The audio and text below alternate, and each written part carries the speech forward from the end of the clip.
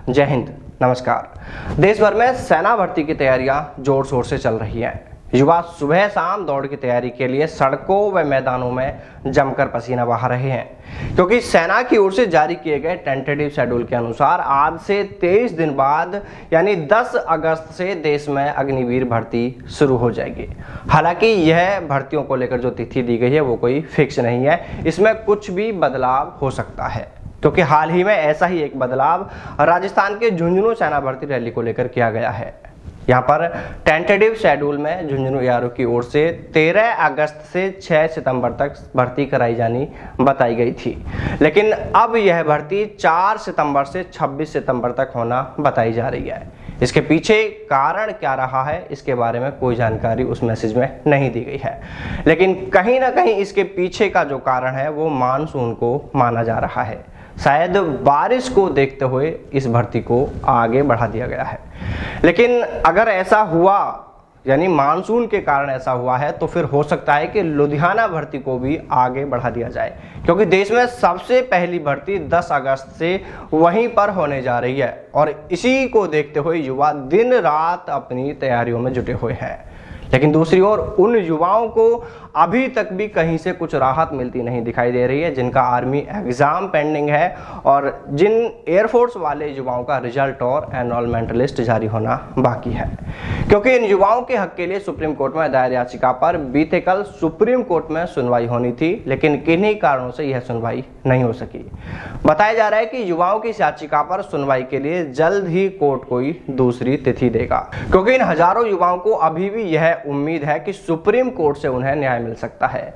उन्हें विश्वास है कि सुप्रीम कोर्ट से अगर उनको न्याय मिलता है तो फिर उनका भी सेना में जाने का सपना पूरा हो सकेगा। लेकिन दूसरी ओर केंद्र सरकार भी अपने पक्ष को इस मामले में कमजोर बिल्कुल नहीं मान रही है। उसने पूर्व में ही सुप्रीम कोर्ट में इसको लेकर कैविएट लगा दी है, यानी इस मामले में सुप्रीम कोर्ट अगर कोई भी सुनवाई करता है, कोई भी फैसला देता है, तो उससे पहले कोर्ट को केंद्र सरकार का पक्ष सुनना होगा।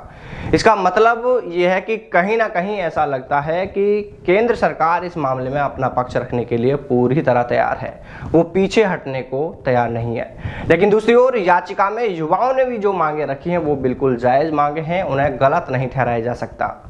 देखिए, यहाँ पर एक चीज बिल्कुल साफ है कि मानवीय एंगल से यह पूरा मामला युवाओं के पक्ष में है, लेकिन कानूनन तौर पर, क्योंकि यह मामला सुप्रीम कोर्ट में है, न्यायालय में है और यहाँ पर लीगल पॉइंटों पर सरकार के वकील व युवाओं की ओर से केस लड़ने वाले वकील अपना अपना पक्ष रखेंगे।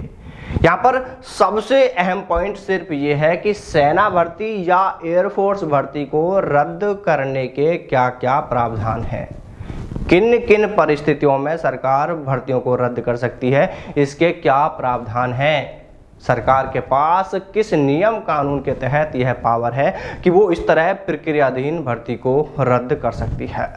बस इसी पॉइंट का पूरा खेल है।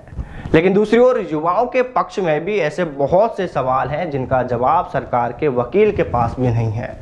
लेकिन बात वही है कि इस मामले को कितनी मजबूती और कितनी तैयारी के साथ कोर्ट में लड़ा जाता है, ये बात बेहद मायने रखती है।